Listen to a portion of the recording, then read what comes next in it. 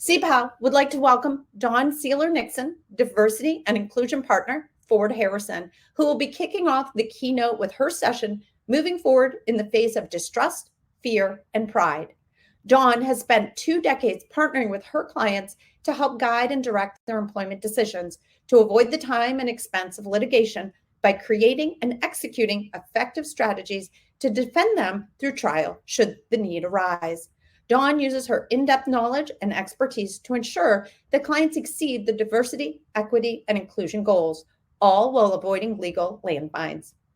As a certified diversity executive, Dawn routinely provides diversity and equity inclusion training and work advice, training, and workshops. Dawn is recognized as a certified diversity executive through the National Institute of Diversity Certification. It is our honor to have you join us, Dawn. And with that, I will pass it off to you. Well, it's a pleasure to be here. Thank you so much, Spring. I'm going to share my screen here. All right. Hopefully you can all see that. Let's see here. Let me know if you can't. And so we're going to be talking about today, like Spring said, moving forward in the face of distrust, fear, and pride. There we go. So fear is a powerful thing. The fear of doing or saying the wrong thing is often paralyzing to many of us, especially when layered with feelings of distrust and pride. And it can also cause us to do nothing, stop our forward progress.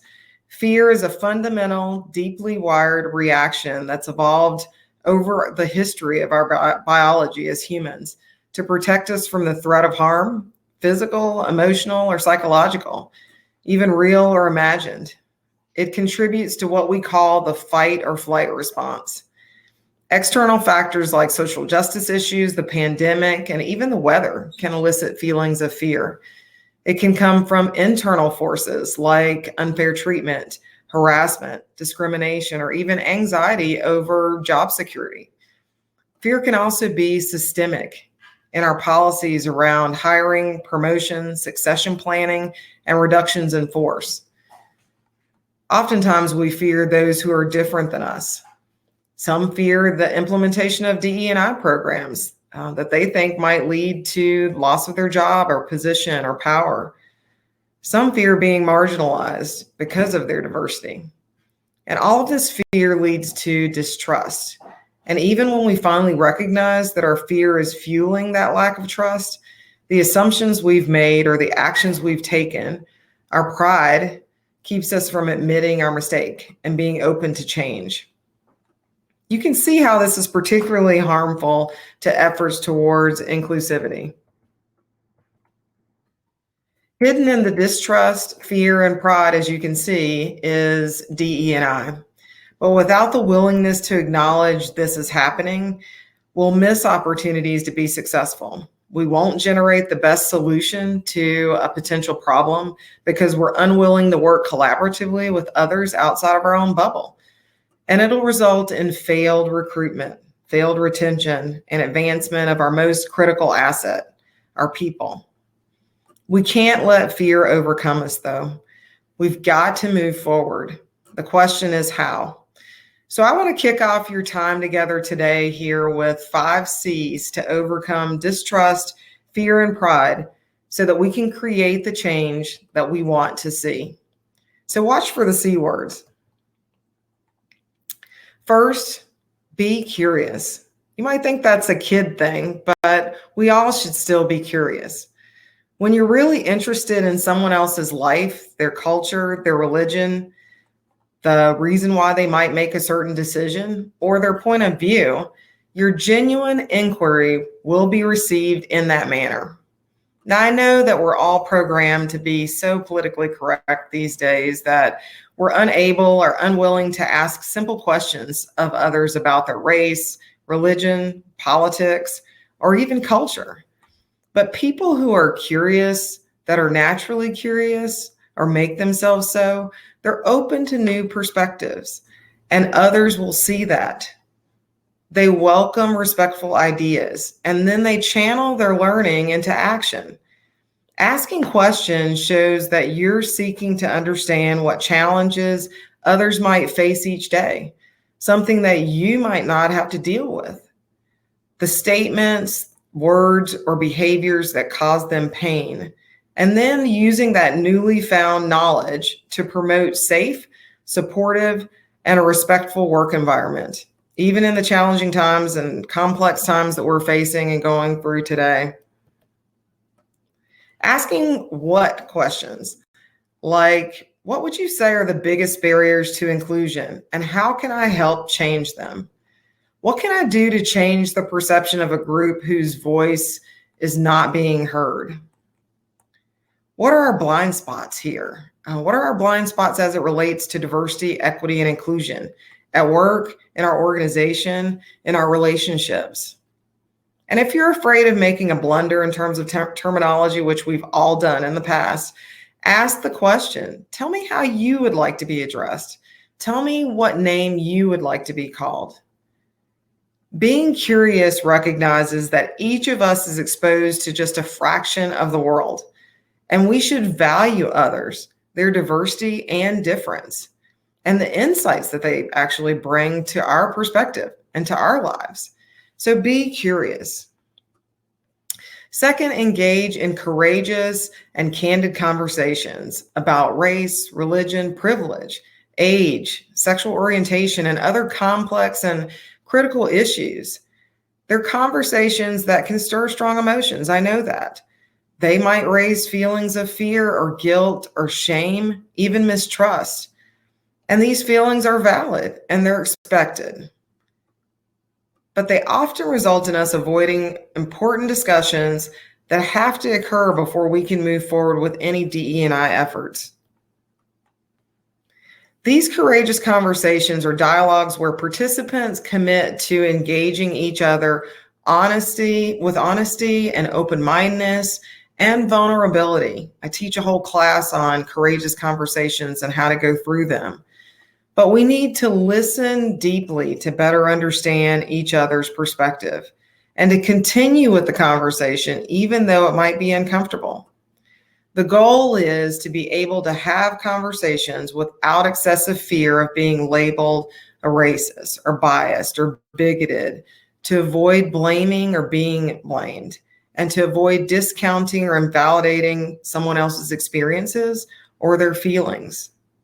But in order to have these conversations, we've got to commit to listening with respect, seeking first to understand and only then be understood, seeing others as individuals and not as a representative of a particular group, and vice versa. Speaking only for yourself, not as a member of a particular group or culture. Keep the focus on sharing personal stories and feelings, because that will make you vulnerable to someone else and make them more willing to share with you. And if you're offended or uncomfortable by something that's said, say so, but say so in a respectful manner. Say why by using I statements, meaning something like, when you say that, I feel excluded. But avoid any personal attacks on anyone else, because then that makes them respond in a similar manner. It's okay to disagree. We're going to disagree with each other, but that's how you learn and grow. And you can see things from another side. So you show your courage not just by your willingness to share some personal truth and vulnerability, but by how you listen. You listen to learn and not to respond. So when someone is sharing with you, stay in the moment.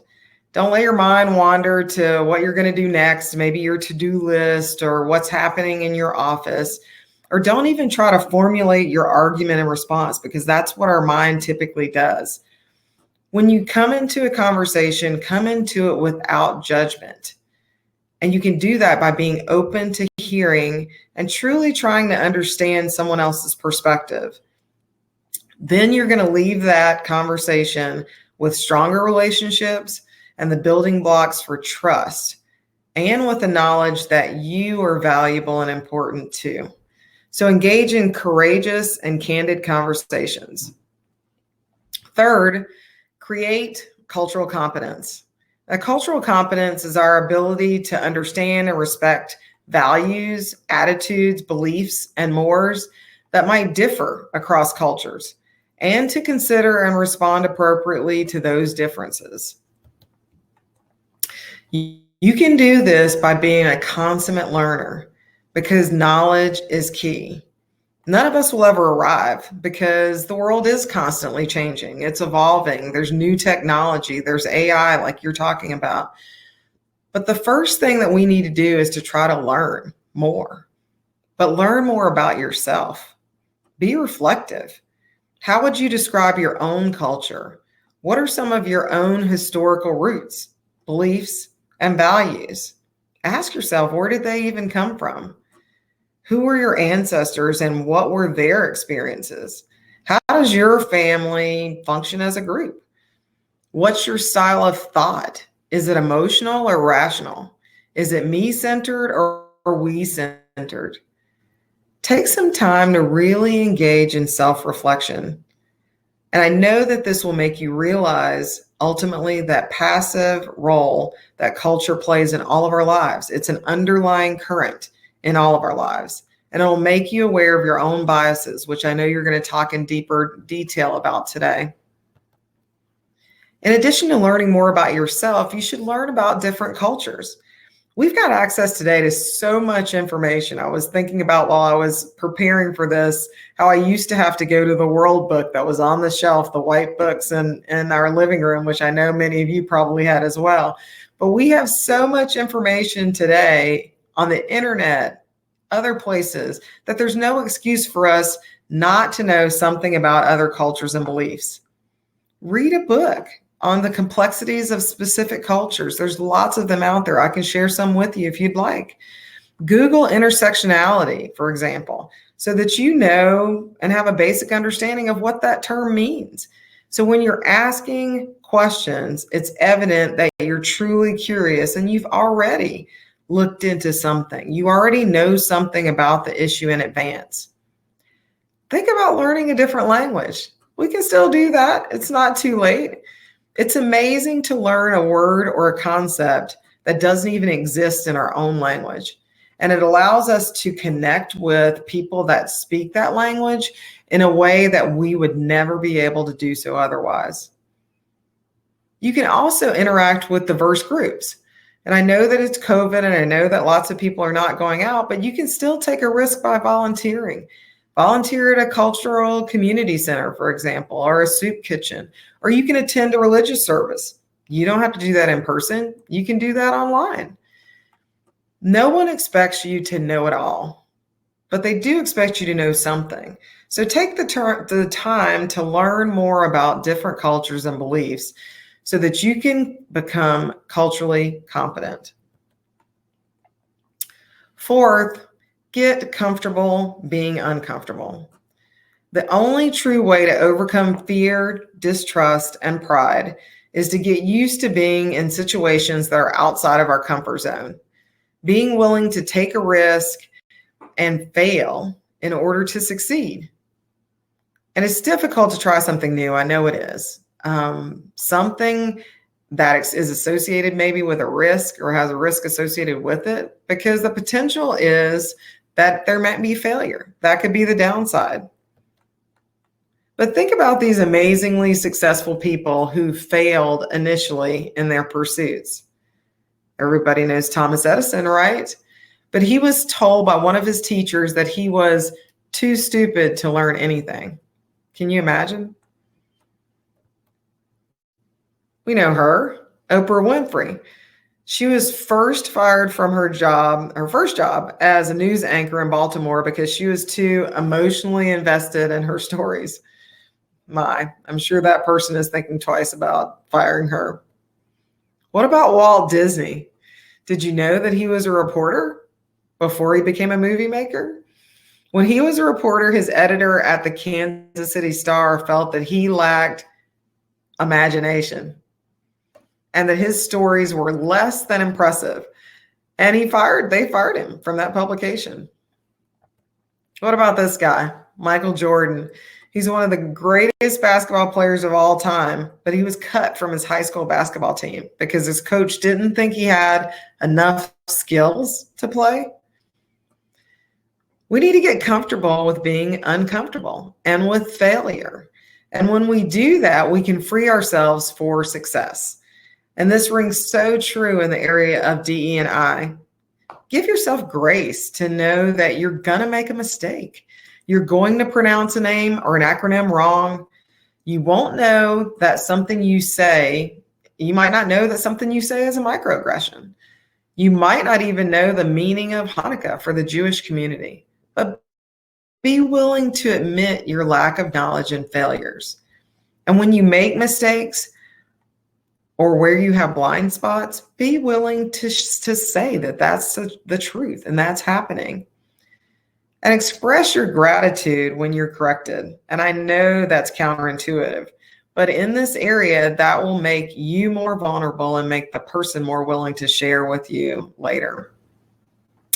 Listen carefully to someone who is different than you, who might feel marginalized or silenced by something that's said or occurs in your organization, and commit to standing up for them. Stand up for others.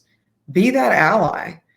Often valuable insights only come after failure.